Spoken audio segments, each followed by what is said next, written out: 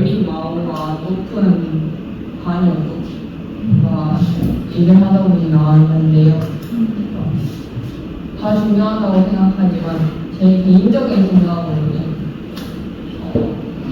사후적인 관계가 이루어지면 일단 관심이 제일 중요하거든요. 서로가 관심이 없고 나라에 대해서 국민들이 관심이 없으면 어떤 게 중요하고 어떤 게 나쁜 거고 구별할 수 없을 것 같고 뭔가 아는 게 많아야 구별을 할 수가 있잖아요. 이게 우리한테 실질적으로 좋은 것이 아니면 정부가 국민들을 이렇게 선호하기 위해서 가지고 놀려고 내놓은 정책인지 알려면 일단 국민들이 많이 알아야 된다고 생각하기 때문에 제가 생각하는 그런 선진국이 필요한 선진국이 되게 필요한 그런 것들 중에 좀 중요하다고 생각하는 것은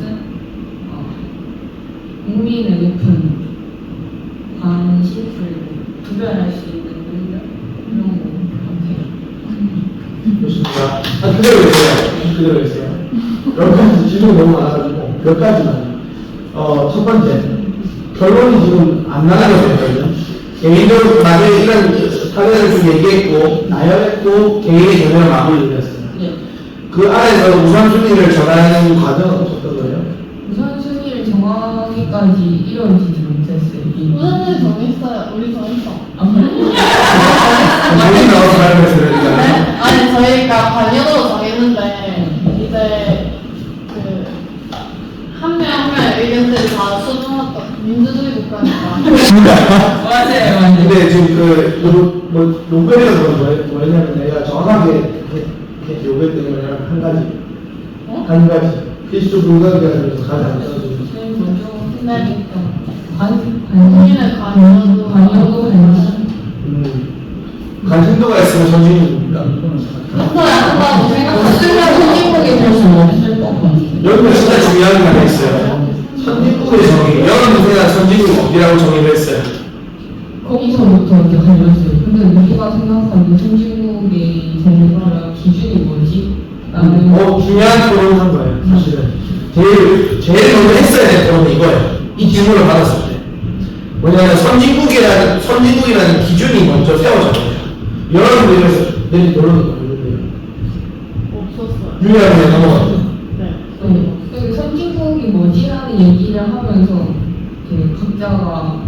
각자가 얘기를 하고 보니까 근데 선진국에 저는 그 기준이 안 적혀있지 않나라는 얘기가 나왔고 그렇게 하다가 이제 이제 얘기를 해달라는 말씀이 있으셔서 그러면 우리가 우선순위를 정하자라고 얘기를 해줘가지고 이렇게 나라가 제일 중요시하는 게 국민의 관심 나라에 대한 그럼 지금 여러분이 생각하는 선진국 하나씩만 얘기해 보세요. 네, 지금 얘기했던 거.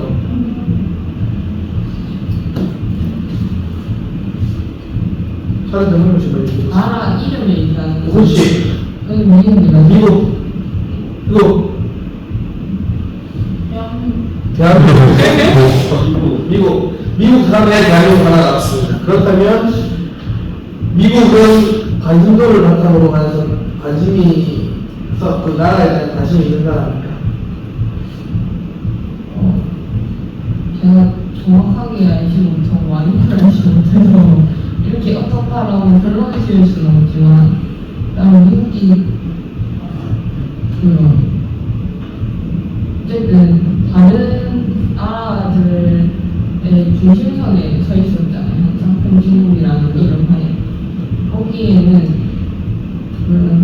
국민들의 태도도 분명히 한국을 했을 거라고 생각해요. 관심도라는 걸 구체화할 수 있는 수치가 뭐가 있어요? 투표수? 그렇죠. 투표수가 높으면 선진국이 된다는 거예요. 그것도 아니죠. 그게 아니면은 지금 여러분들 전체에 다 묻었습니다. 근데 투표수가 높으면 높을수록 어쨌든 사람들이 관심을 가지고 투표를 한 거니까 어쨌든 자기 주관이 있는 거잖아요. 미국은. 근데 거기에 비해 이제 우리나라는 투표하지 않는 사람 공감할 수도 많고 하니까 어떻게 보면 투표를 잘하는 나라가 선진국에 도전할 수 있는 발판 갖고 있는 나라가 아닌 거라고 생각합니다. 시간이 걸려서 잠깐 네. 박수.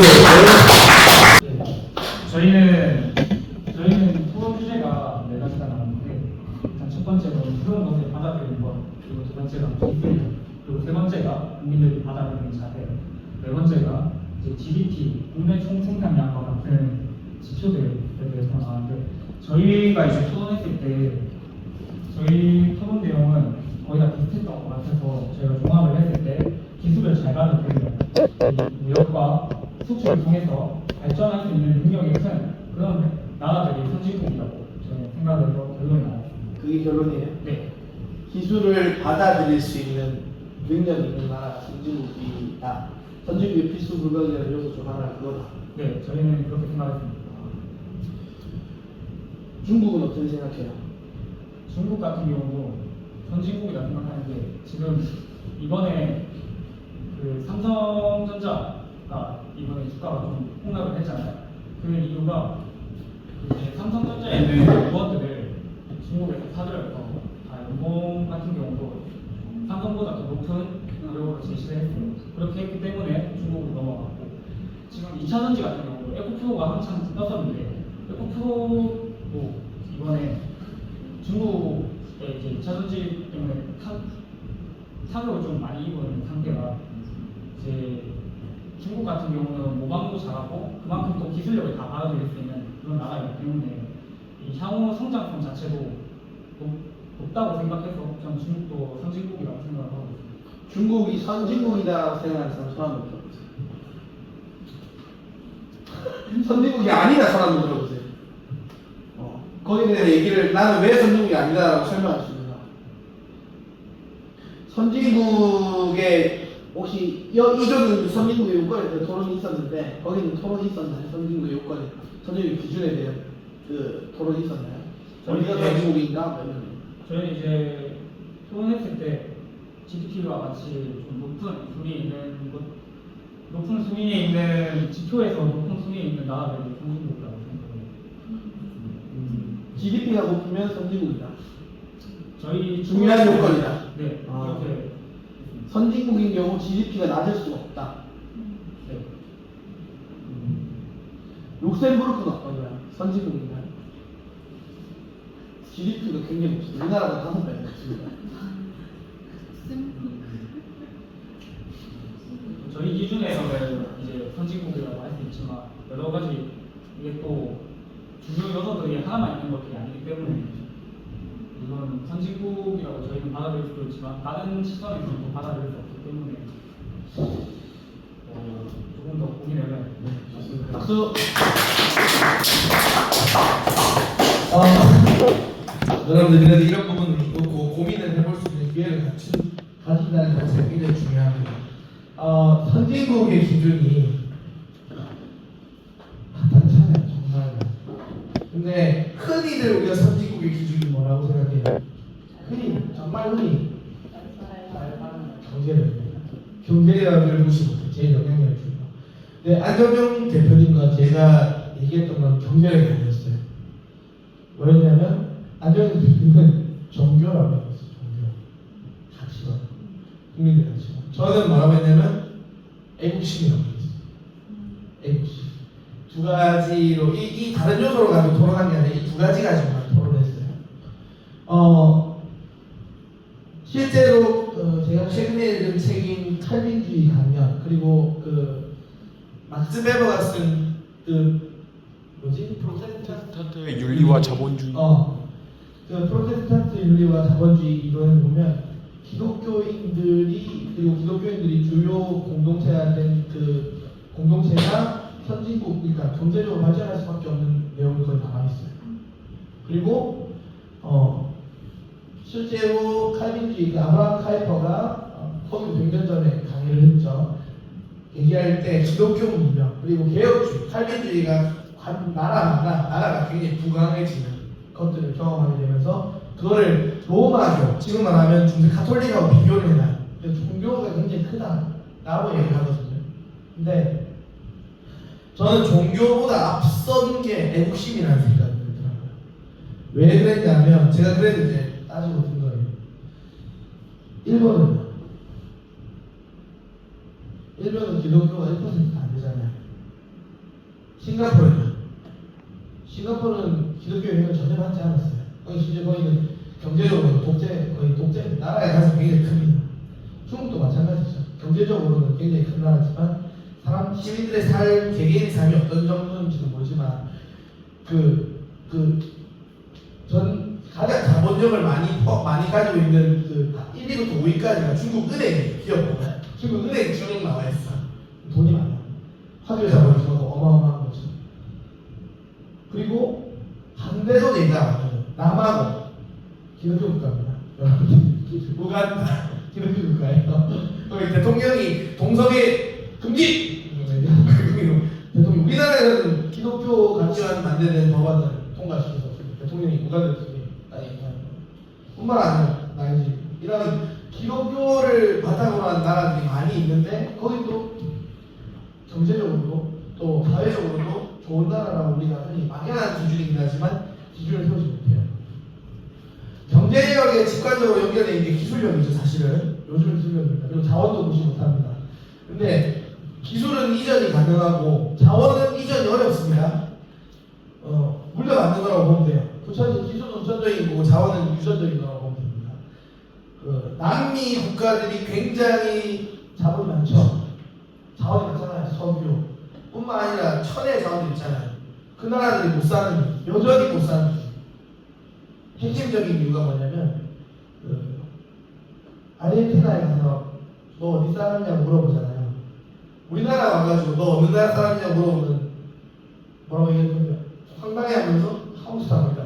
기분 나빠하지 않을까? 왠지 난 동남아로 갔나? 약간 이러면서 기분 나빠하지 않을까? 근데 거기는 뭐냐면 나는 이탈리아잖아 이렇게 얘기해요. 나는 독일이다. 나는 미국에서 왔다. 이렇게 얘기해요. 아는 사람. 그 이유가 뭐냐면 자기 나라가 아닌 거예요. 애국심을 잃어버린다면 절대 선생님이 될 수 없어요. 왜냐하면 그 나라가 누구의 소유가 아니에요. 국민들이 자기 게 아니야. 그래서 거기 아르헨티나에서 돈 벌면 미국으로 넘어가고 북미로 넘어가고 유럽으로 다 넘어갑니다.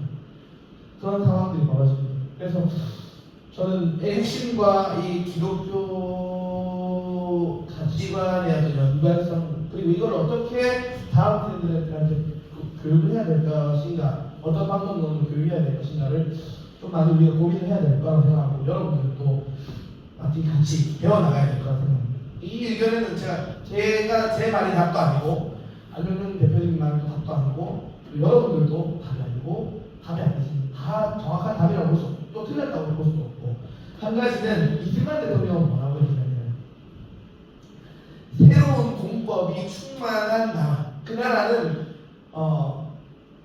거기 사는 주민들은 다른 사람을 생각할 줄 알고 이타적인 남을 위해서 사는 사람들이 가득 차고 그러니까 예수교로 교화된 사람들이 가득한 곳을 얘기해요. 이승만 대통령이. 그래서 단지 이름만 기독교로 붙여있는 게 아니라 실제로 자기보다 다른 사람을 돌아볼 줄 아는 사람들이 가득하고 그리고 그곳은 또 무역을 통해서 신뢰를 얻고 국가적으로 번영을 이룰 수밖에 없다라고 이승만 대통령이 얘기하거든요. 그래서 우리가 첫 번째 파도가 선진국이라는 나라는 어떤 나라입니까? 대한민국은 선진국입니다. 그럼 우리가 대한민국이 선진국으로 나아가야 돼. 그러니까 대한국가의 어떤 그림을 그렸던 이승만 대통령이 그렸던 선진국, 궁극의 대한민국의 모습은 어떤 모습인가를 우리 한 번쯤 그리고 있어야지 방향성을 가지고 나아갈 수 있을 거예요. 지금의 대한민국 선진국이라고 얘기할 수 있는 문화적으로 영향력을 많이 미치고 자본적으로 굉장히 기술적으로 여러 가지 다 잘하는 나라가 쉽지 않은데 우리나라가 그런 나라입니다. 그런데도 불구하고 저는 선진국이라고 얘기하기에 자신감이